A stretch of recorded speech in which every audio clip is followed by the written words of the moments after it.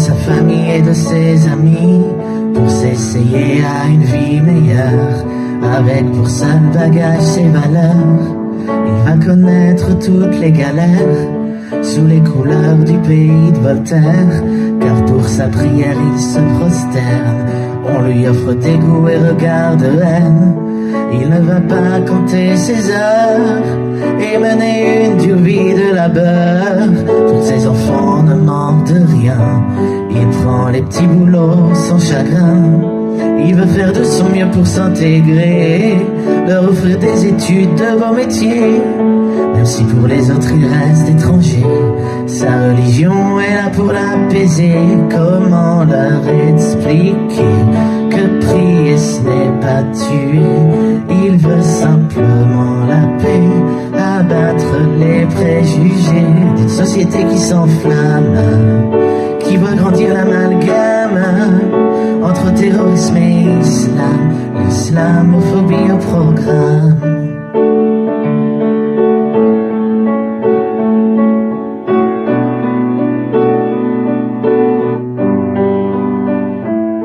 Pour honorer la mémoire de son père, chaque jour elle se lève bon fonctionnaire et elle retire les signes ostentatoires d'une religion que l'on ne veut pas voir.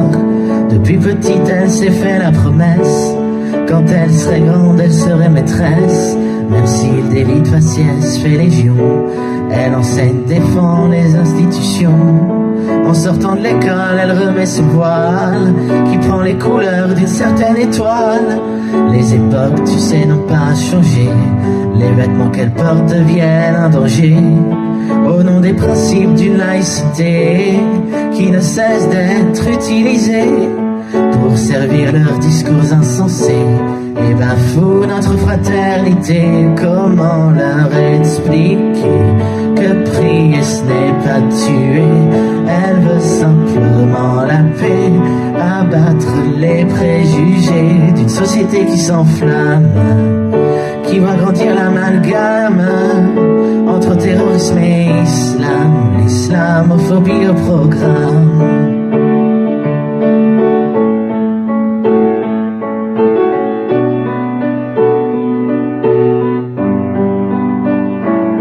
Il s'appelle Sheima Bader Akram. On choisit la religion musulmane qui les accompagne chaque jour. Pour eux celle-ci ne rime qu'avec amour. On est bien loin de ces grands discours que l'on entend à la télé chaque jour. Leur credo à eux c'est de faire le bien, prier pour leurs proches de meilleurs lendemains. Mais sous les feux constants de l'actualité, lorsque des fous tuent les libertés, au nom d'un Dieu loin de cette cruauté, on stigmatise toute une communauté. Ils ont beau crier haut et fort que leur religion ne demande pas la mort, rien n'y fait, ils auront forcément tort, et les discours ne prennent leur essor. Comment leur expliquer que prier ce n'est pas tuer? Ils veulent simplement la paix,